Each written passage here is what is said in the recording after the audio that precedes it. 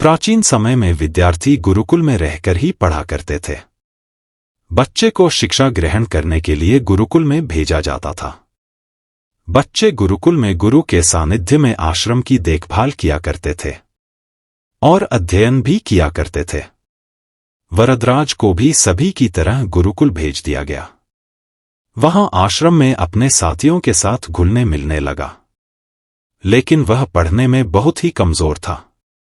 गुरुजी की कोई भी बात उसके बहुत कम समझ में आती थी। इस कारण सभी के बीच वह उपहास का कारण बनता है। उसके सारे साथी अगली कक्षा में चले गए, लेकिन वो आगे नहीं बढ़ पाया। गुरुजी ने भी आखिर हार मानकर उसे बोला, बेटा वरदराज, मैंने सारे प्रयास करके देख लिए हैं। अब यही उचित होगा कि तुम यहां अपना समय बर्बाद मत करो। अपने घर चले जाओ और घरवालों की काम में मदद करो। वरदराज ने भी सोचा कि शायद विद्या मेरी किस्मत में नहीं है, और भारी मन से गुरुकुल से घर के लिए निकल गया। दोपहर का समय था। रास्ते में उसे प्यास लगने लगी। इधर उधर देखने पर उसने पाया कि थोड़ी दूर पर ही कुछ महिलाएं कुएं से पानी भर रही थी। वह कुएं के पास गया। वहां पत्थरों पर रस्सी के आने जाने से निशान बने हुए थे, तो उसने महिलाओं से पूछा, यह निशान आपने कैसे बनाए?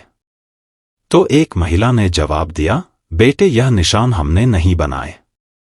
यह तो पानी खींचते समय इस कोमल रस्सी के बार बार आने जाने से ठोस पत्थर पर भी ऐसे निशान बन गए हैं।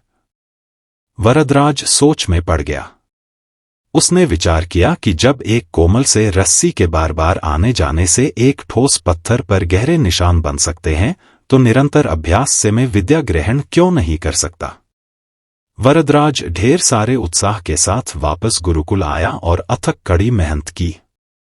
गुरुजी ने भी खुश होकर भरपूर सहयोग किया। कुछ ही सालों बाद यही मंदबुद्धि बालक वरदराज आगे चलकर संस्कृत व्याकरण का महान विद्वान बना, जिसने लघु सिद्धांत कौमुदी, मध्य सिद्धांत कौमुदी, सार सिद्धांत कौमुदी, गीर्वाण पद्मंजरी की रचना की। दोस्तों, इस कहानी से शिक्षा मिलती है, अभ्यास की शक्ति का तो कहना ही क्या है। यह आपके हर सपने को पूरा करेगी।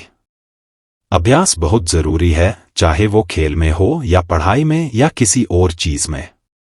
बिना अभ्यास के आप सफल नहीं हो सकते हो। अगर आप बिना अभ्यास के केवल किस्मत के भरोसे बैठे रहोगे, तो आखिर में आपको पछतावे के सिवा और कुछ हाथ नहीं लगेगा।